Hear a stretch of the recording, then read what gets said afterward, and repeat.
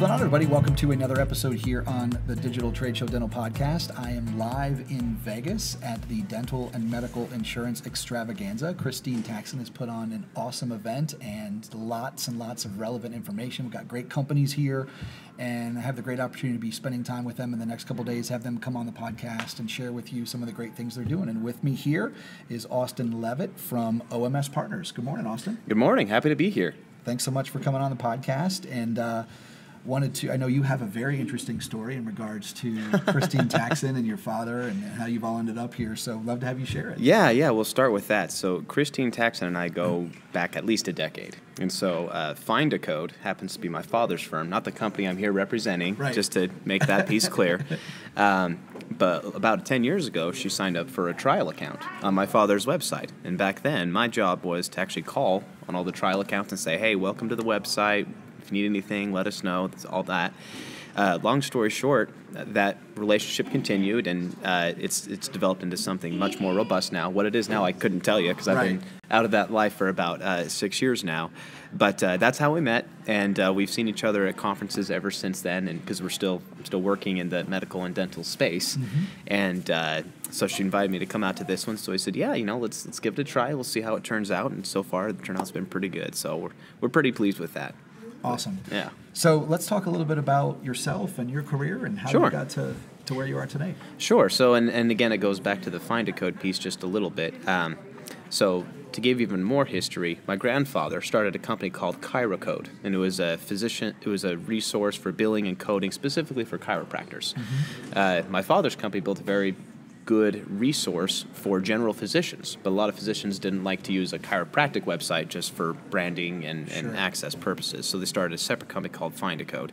So basically, growing up from the age of about 12 to about 18, all I did was mowed a lot of lawns, for one, and baled a lot of hay, but also spent a lot of time just doing back office support for these different medical, dental coding softwares. So then what ended up happening is I went to BYU for a little bit and then transferred over to Utah Valley University and got 2 undergraduates in business and finance with a minor in economics. Well, as a lot of you probably know, a bachelor's degree in business isn't going to get you very far. So after I finished the undergraduate work, I went to Texas Tech University, where I got a master's degree in personal financial planning with a master's minor in charitable planning. Okay. So I did that, and then I did an internship at a company called the Financial Advisory Group. They're an RIA, Registered Investment Advisory firm out of Houston. Okay. And did the internship there. They liked me, and they said, you know what, you've done great work, but given your background in all this medical and dental space, we actually have a sister company called OMS Partners. We'd really like you to work in there and kind of work in between the two companies for a lot of these clients. So that actually helps set the stage a little bit for the company and kind of what my job is. OMS Partners is a comprehensive oral surgery practice management group. Okay. We do everything from credentialing, billing and collections, acquisitions, startups, all the back office things, including payroll, accounts payable, tax filing, bookkeeping, you name it. So the sister company, the Financial Advisory Group, it's a fee-only fiduciary RIA firm. They manage about $900 million in discretionary assets. And so part of what my job involves is taking care of the network of oral surgeons, as well as coordinating with the Financial Advisory Group in regards to these people's personal financial wealth. And so, and one thing I forgot to add is shortly after I finished the master's degree, I got my CFP credentials, the Certified Financial Planner, which is a fairly difficult one. Working on another 2 licenses right now, but when you work 12 to 16 hours a day, there's only so much time at the end. Right.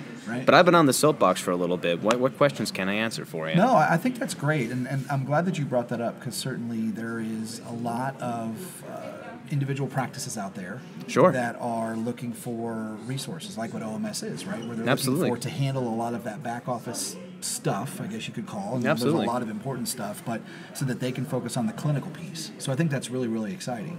Oh, absolutely. And I think this goes to a different piece in terms of, you know, the changes that we're seeing within the specialty dental market, not just with oral surgery, but with orthodontics, general dentistry, obviously we've seen over the last decade.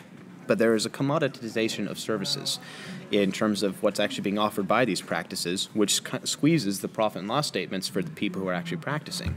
On top of that, the compliance world, regardless of who's in office, is always going to expand and get worse. So, back in the 1980s, there was a very rational argument to why you would keep all of those operations in-house. Why? Because you didn't have to worry as much in regards to, OSHA, HIPAA, all these other AAAHC, all these other government and self-regulatory organizations that are more or less necessary now to run a practice.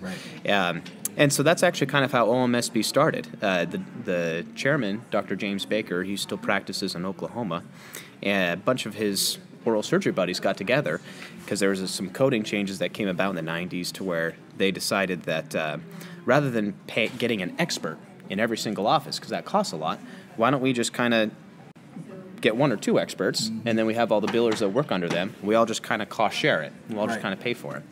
So then they did that, and then another practice piled on, and another practice piled on, and a decade later, it's a full-fledged business. And so they've been in existence for 20, 25 years, somewhere around there. I came on about 4 years ago to help specifically with the practice acquisitions and startups, and of course, coordinating with the financial advisory group in regards to a lot of the private wealth management that we take care for the doctors. That's excellent. And walk me through, the first maybe couple conversations that you have with a lot of these newer practices that you work with, right? I mean, it's a big decision for them to go from what they've done and things like that. So share some of your experience with that, what that's been like. Sure. And so I think that what it really gets into is what kind of client it is. So there's a couple of different groups, I guess we put in. Obviously, everyone's individual, and you have to come up with a custom plan for everyone. But there's a couple different general categories you could put them in. And those are going to be operating practices, somebody that's trying to sell their practice, somebody in their 50s or so, and residents that are just coming out. So a lot of what I do is I actually go to about a dozen oral surgery residency programs a year and actually lecture to them on how to buy, start, and manage an oral surgery practice. And what it really comes down to is, for the people who have been out further, they've been put through the ring of fire, if you will, to where they actually have exposure to a lot of these business concepts to where you can have those conversations with them easier. With the fresh new residents, however, it's brand new. They couldn't tell you what the difference between a P&L item is versus a balance sheet item. They have been trained to do surgery, and they're really, really good at it. But they have no even the basic idea of business, accounting, finance, law, entity creation. They just have no idea. Now, for the financial geeks like me, that's actually quite a lot of fun. I enjoy doing that piece. Surgery, couldn't do it to save my life. I'd probably faint. Not my area. So that's what I generally see with the residents coming out, is they just need somebody to say, do X, Y, and Z. When something comes up, call me, we'll figure it out. For some of the people who are trying to transition out of their practice, it's, okay, this is the first time you've ever sold your practice. What should you expect about what is it worth? How can I actually go about doing it? What tax code sections do I use? As section 721, 754. How are they coming on? How much equity or member interest are they buying? What are the rights and responsibilities associated within the operating agreement? How do we do this the right way? Because if you try to legal zoom this kind of stuff, you're going to get in a lot of trouble. And a good example I like to use is, if you had to have your child get surgery, would you want the oral surgeon who's, at the top of his game, in his mid-50s or something, who's just a rock star? Or would you want the hygienist who hasn't even gone to dental school yet? And if you're going to do a complex surgery, you need to have somebody that's actually done it a few times. And so all I would say is, if you've bought and sold practices many times on your own, great. You can probably handle it. If you've never done it, the first time you're going to screw something up if you don't know what you're doing. Absolutely. Yeah, and talk about when you, let's talk about the other side, which is those that are getting ready. They've been in practice for many, many years, and they're getting ready, like you said, to make their decision of retiring and or moving out. I mean, are you working with a percentage of those as well? Oh, yeah, absolutely. And so I'd say it's about half and half. About half the people are my own clients who have been legacy clients for a long time and are actually looking for younger people to come in. And, for them, it's really just kind of a, for lack of a better term, coming to Jesus moment about what their retirement's going to look like. And, the sad story I have to give is, let's take out a measuring tape, pull it out, and you're age 65 now. How much is left before 90? Okay, look before, look after. you need to start enjoying some of this piggy bank that you've put away. And for a lot of these guys, they just love what they do. That's why they originally went into oral surgery. And so beyond the monetary aspects for them, it's just the lifestyle change of realizing that, hey, I'm now entering, the later portions of my life. And dealing with the emotion and just kind of the mental energy that's involved with that, I think is actually more trying than the financial pieces themselves. Yeah, I believe so. And I'm sure once you build that relationship with them, it's like any financial relationship, right? I mean, you try to maintain that and have that level of respect and trust. But I'm sure that once you build that trust with them, they're going to have normal conversations with you just about their family and their kids and their children and all that stuff. Oh, absolutely. I mean, a lot of these guys, we'll meet with at least quarterly, and a lot of times we'll sit down, we'll talk about their finances, and afterward, we might go out and just have a drink and just catch up, because a lot of these people are my true friends. Right. And, it actually brings up another point. I have clients who are on the OMSP side, and I have clients that are just on the financial advisory group side. And part of what it means to have the CFP, it means the CFP behind my name, it means that I'm a fiduciary in all cases. And so, I actually have one guy who I'm helping out in the Southeast right now, and we're looking at a couple different practices. I got a couple of the ones on OMSP that are for sale, and we kind of looked at some different ones, but as a fiduciary, I had to say, there's actually this other partnership. We don't manage it, and so, we're not going to make any money with this, but after looking at the finances and the facts and circumstances of the situation, you really ought to go to this route. And he really appreciated me being that honest. Yeah. And so I think once you can get to that level of honesty and just provide true analysis and advice, that's a very comforting thing for me. Yeah. One other thing that actually goes along with this is that on the financial advisory group side, they, being a fee-only fiduciary, they do not sell any insurance products, annuities. I don't know if you've seen the Ken Fisher commercials, but similar to that kind of thing. Those who get to this level of financial advice, we really do not like to be beholden to any of these larger institutions, the Fidelities, the insurance, that sort of stuff. And don't get me wrong, there's definitely a time and a place for the utilization of those financial products, but it's nice to be in a position where my salary and my compensation is not dictated by how much I sell, which is a very comfortable place for me to be. Absolutely. Yeah. This is great stuff, and I really appreciate it, because I said, again, I think it's those things that a lot of times people don't always think about, right? I mean, especially the ones that are getting ready to retire, and I'm glad that you brought that up, and I'm sure you're a huge resource for them. So talk a little bit about this meeting, and this is obviously the first annual, and you've known Christine for a long time. Correct. So what are you looking forward to at this meeting in regards to talking to some of the people that are here? Well, it'll be interesting, and I don't quite know what I'm getting into yet, but I've known Christine a long time, so this was more or less me just trusting her and the organization and the stuff that she brings to the table. And so what I'd like to get out of it is if I can have a few people that end up needing our services, whether it's on the comprehensive practice management side in terms of medical and dental billing and coding, credentialing, etc., or if there happens to be a doctor or two who needs some wealth management services.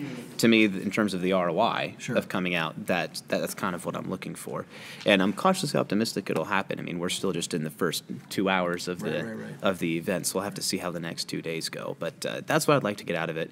And then beyond that, it seems like there's a couple of really good lecturers here, and so I may sneak into the back for one or two to just kind of better my own understanding of these things. I'm really good on more of the financial side of these practices, and since I left my father's company a few years ago, my skill set in regards to billing and coding has gotten a little bit weak, so it probably wouldn't hurt to get in there. Well, there's some amazing speakers here, really. And all talking about all kinds of different things, so I'm sure you'll love that.